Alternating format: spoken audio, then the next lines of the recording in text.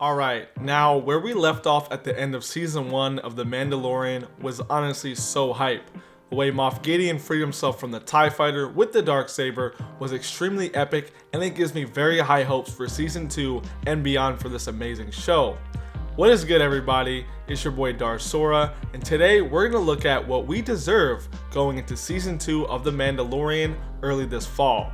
Now, one thing I really anticipate is how they're going to amp things up in terms of combat, in terms of characters, and just the overall story moving forward for this show.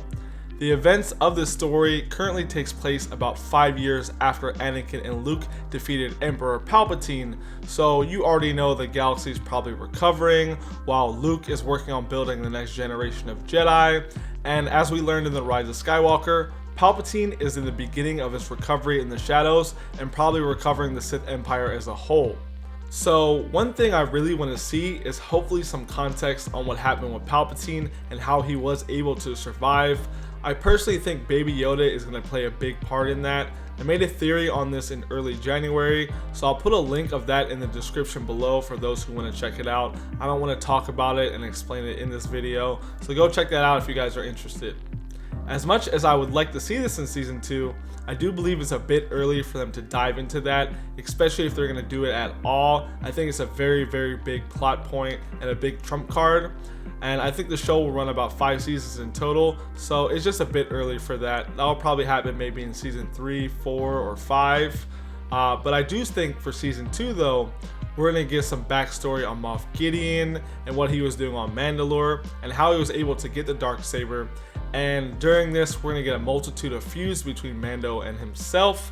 And hopefully at some point, what I would really like is if they reveal a potential connection that these two have deep in their past, since Moff must know a lot of Mandalorians. And I think it would be a good way to amplify their story and give a lot of emotion and context between them when they're battling and, going after one another. I also believe throughout their feuds, we're definitely going to be meeting some familiar faces, maybe some Jedi, some new characters. When it comes to Jedi, I would love to see, Luke and some of the Padawans he's training and see what the Sith are up to during this time, like see how Snoke came to, rise to power and what Sith that, apprentices they had before Kylo, and kind of maybe that whole seduction and how that started out. And obviously, since it was such a big hit in season 1, they have to add new characters in. I think that's where the Sith are going to come in. And, I just think there's so much potential with this show, and it's so popular. They got to really amplify what they're going to do. And that's my whole big thing that I'm explaining in this video. It's like we're in the very beginning of the sequel trilogy timeline. So a lot of people are obviously curious about how things came to be that we got in The Force Awakens and beyond with the sequel trilogy. So this is definitely a really good time for them to give some context, and a lot of questions can be answered in the show. It's so popular that they really have to pull out some big guns for people to stay interested and want to see more and more and more. And I know they're going to do a bunch of spin-off shows on certain characters, but I think this show specifically, if we're going to get any context of how things came to be, hopefully it will be done on this show, because if they do it on something else, it's going to come way later. And I know a lot of us have a lot of questions, and if they do get into the backstory, a lot of those questions will be answered. The only other thing I want to talk about in this season specifically is hopefully we're going to get some more Baby Yoda backstory. The only thing I'm not too sure about is what exactly. The suspicion and mystery of his backstory and his part in all of this is a big part of the success of this show, and it gives him a lot of depth.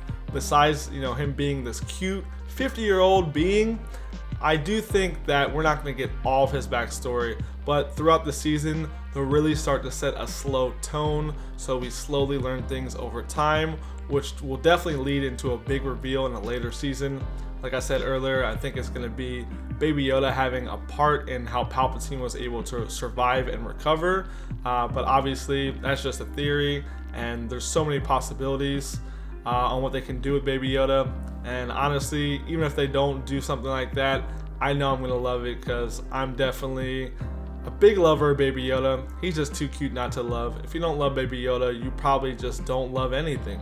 So I apologize if you guys don't love Baby Yoda. I have to come at you sideways because he's just so cute.